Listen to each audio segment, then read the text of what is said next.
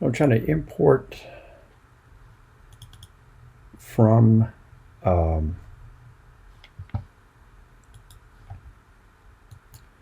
scapula I made. I got quite a few, but I think this is the one I want. Okay, now it appears nothing happened. Nothing's there. But if you look up here in the outliner, you notice there's this group. And if I click that group, that's made it active. Now this is what I'm trying to talk about. I want to make very subtle. Watch how when I click next to the word panel, that camera view lights up. Let me see if I can make this just a little bigger.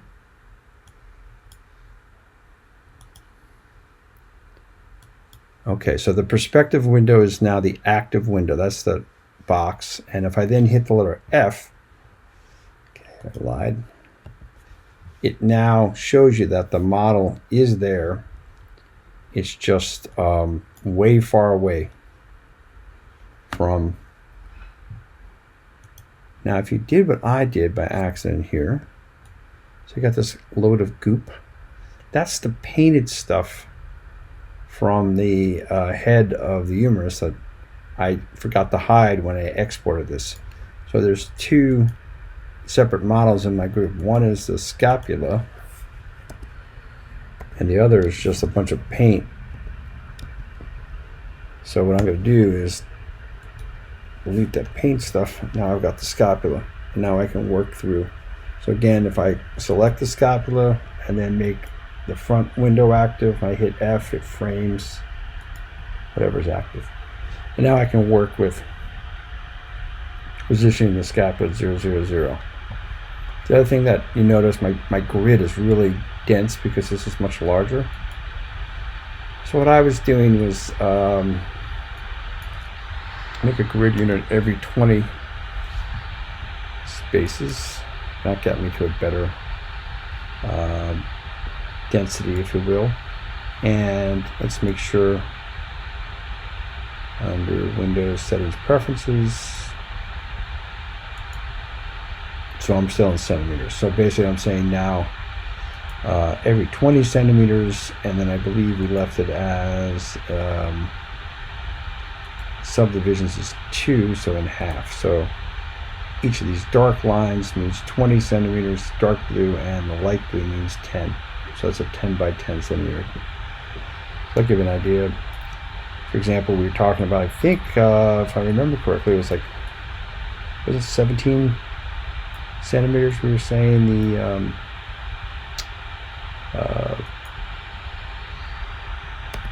sternum measured. So you can work with editing your scapula here. Now the first thing I would do is just reduce it. So I've got mine set to 25. I can increase that.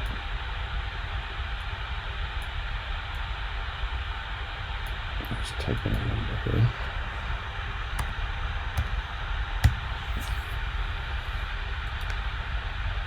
And you can see it's holding its shape, but it's getting rid of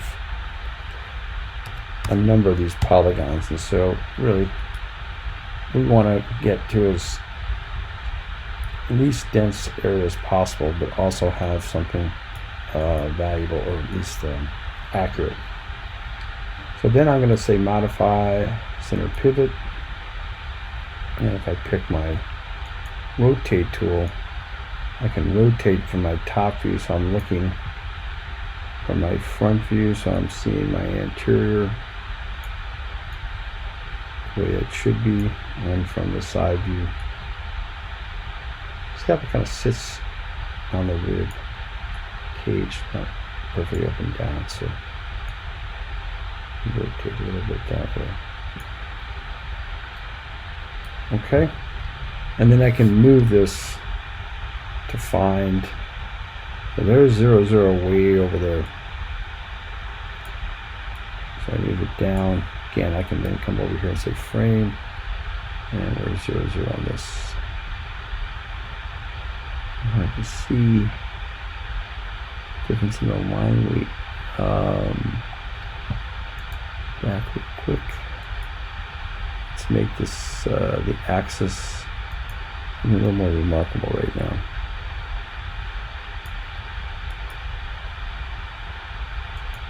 Okay, so I'm using, oh, there it is, way up there. Okay. Again, frame it. Now we're getting a little closer, so it's not quite so absurd.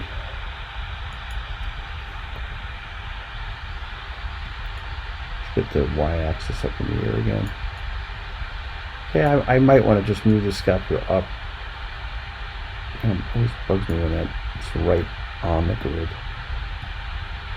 Oh, I'm sorry, when the grid's going through the middle of it. So it's a tip right there on 0, 0. All right, there you go.